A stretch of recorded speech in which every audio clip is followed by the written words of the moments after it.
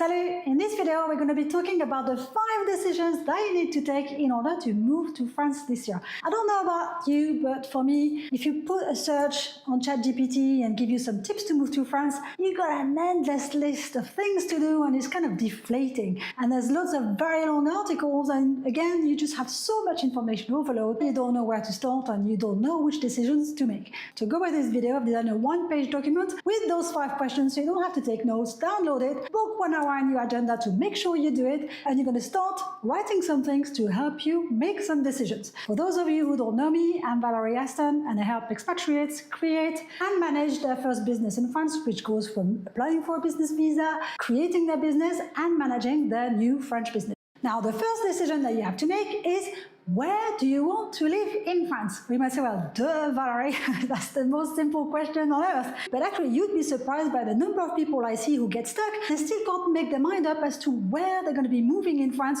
or they think that once they're here, they're going to tour France and choose an area later, which is pretty much infeasible. I'm just taking off the tinted glasses here, but that's the reality. You need to find the region where you will be moving in France. Even if you don't know them, you might say north, southwest. So you might say Occitanie, which is where a lot of people are going. That's the southwest, Occitanie. And also the time where you would like to move. If you add 3 of them, if you don't know them, just start looking into them and you will add them later. Now, why is it important to actually know where you want to move? Well, if you're moving to France and you're applying for a visa, when we get to the stage where you are filling in your France visa form to go to the French embassy to see TLS for your visa appointment, we need to have an address, so we need to know where you're going to be living. Once you're here, you have to validate your visa with OFI, and that's going to be the prefecture you'll be linking to a year later when you want to renew your visa. So very important that in the prefecture where you want to live, so that's the local authority where you renew your visa. If you land in Nice, you record it with Nice, and then you move to Lille, opposite side of France, that's going to be a bit of a pain to move it later. Also, for your business, we'll need an address to base the business from. Yes, we could use a PO box, but it's also good to be in the region where you're going to be living. If you have a PO box in Paris and you end up living in Biarritz, it's a bit messy. And it's also very important for your health cover, because when we do your health cover through your business, if you use Puma as a long stay visitor visa being inactive, within the first 3 months you apply, when you create your business, it kicks in the registration for your health cover and the documents are sent to your personal address. So if you've moved in between, we're going to mess up the health cover, and the health cover is very slow. It's about 4 months minimum, so you don't want to mess it up. I'm not saying don't move for a year, but I'm trying to say try to find a place where you feel happy living. That's going to be your main address. And then if you want to travel, go for weekends elsewhere in France, great, but try to have that long-term address where you're going to be staying. So the action for you in this first decision is to actually list the regions that you like in France. If you don't know the name of it, just say north, southwest, and also list at least 3 towns that you would like to live. And then the next action would be to actually say, okay,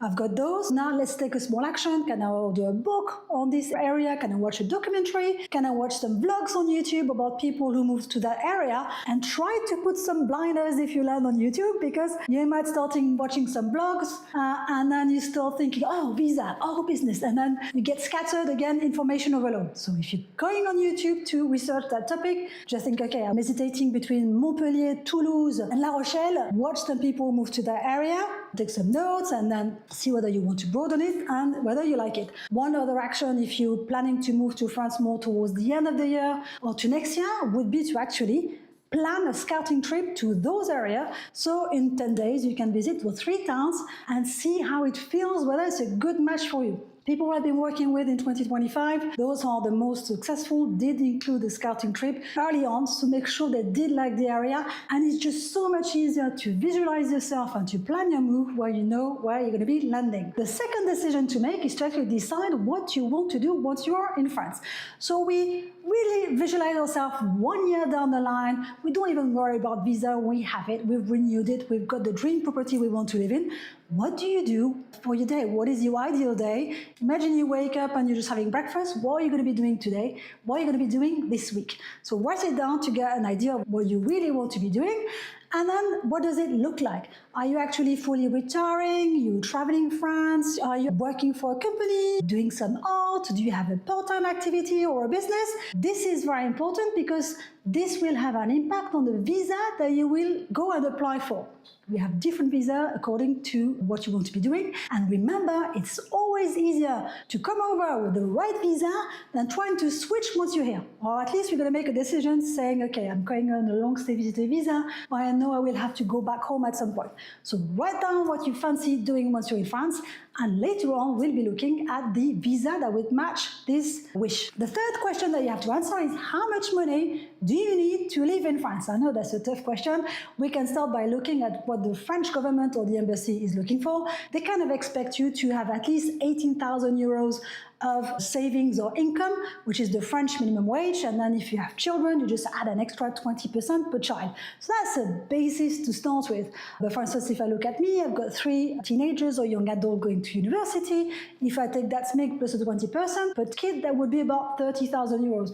I think that's a bit short if I've got to finance 3 students, even though fees in France for university is much cheaper. It's more about finding rent and so on. But basically looking at this, does it actually match your lifestyle? Is there a gap in between? Decide how much you would need. One way to look at this also is to say, since you've identified a few towns where you might want to live, is to actually look at the rental cost. If you go on Le Bon Coin or PAP, where you'll find some properties to rent, look at the type of property you're interested in, how much does it cost to rent. That gives you an idea as well of your monthly cost in France. And then the next question is to say, okay, do you have enough? What will you be living on? Are you actually living on a pension, social security? Will you have some rental income from home? Do you have some passive income that you can use to see, okay, how much would I have to live in France for a year or per month, so you can visualize yourself. And the next question is, well, actually, do you need some extra income to make it work? And if so, where would that top-up income come from?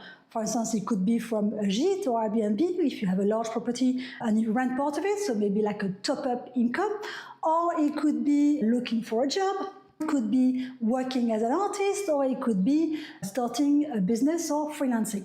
Remember, if we're talking about freelancing, we're not talking about 100,000 euro turnover.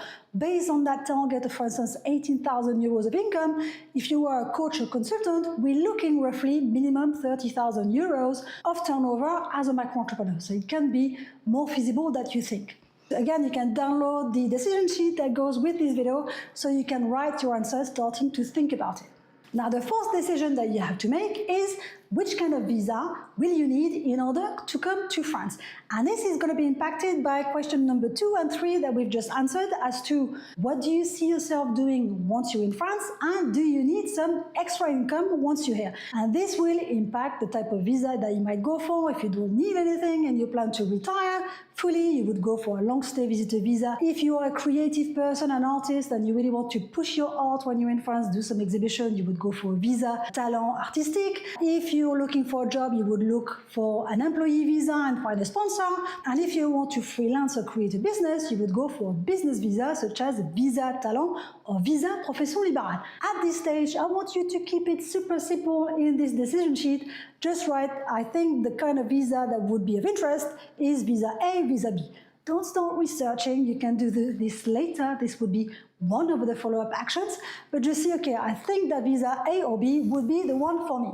And the idea, once you've done all this, you would speak to an expert who's going to help you make extra decisions. You might speak to an immigration lawyer, you might speak to a relocation company, you might book a power call with me where we do brainstorming to bounce off your ideas based on the rules, so we can see what could be working for you. And remember, it's always easier to apply for the right visa once you're at home than to try to switch it once you're in France. And the last decision that we want to make is, what is a realistic timescale to move to France? Notice how I kept this one last. We talked about different subjects before we can start saying, okay, I think this is feasible by such deadline. Now, from the idea to reality, it usually takes about 6 to 12 months for someone to move to France, knowing that there's a few timescales that impact. So for instance, if you come on a long stay visitor visa as someone who's inactive, you apply 3 months before you move, and the preparation work isn't that big in terms of admin. Getting your paper could just be a month, provided you sorted out the rest. If you come for a business or artist visa, we're more thinking 6 months before your moving date, so that's a start that you can look at, knowing that that you have to add some extra time to handle, for instance, things back home. What are you going to do with your house? Are you going to rent it? Are you going to sell it? Sort out your belongings, your cars, your pets. What do you do with your pets? Are they coming with you? Is somebody from your family looking after them? Prepare your family mentally and your kids to move to France.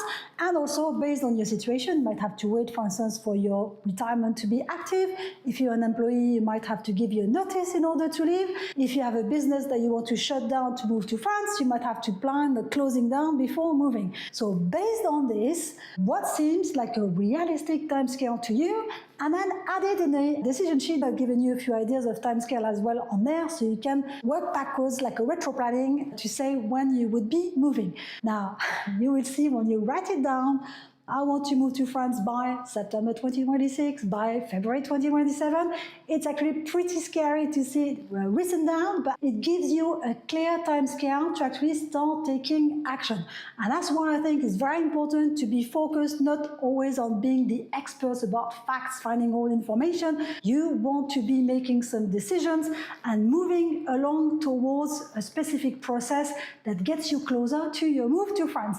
And remember, this isn't set in stone and Rome wasn't built in a day. What we're looking for is making some decisions so you can start being into the action mode and also start working on a domino effect where we just keep knocking things down and we can see that things are moving forward. Et voilà, c'est tout pour aujourd'hui.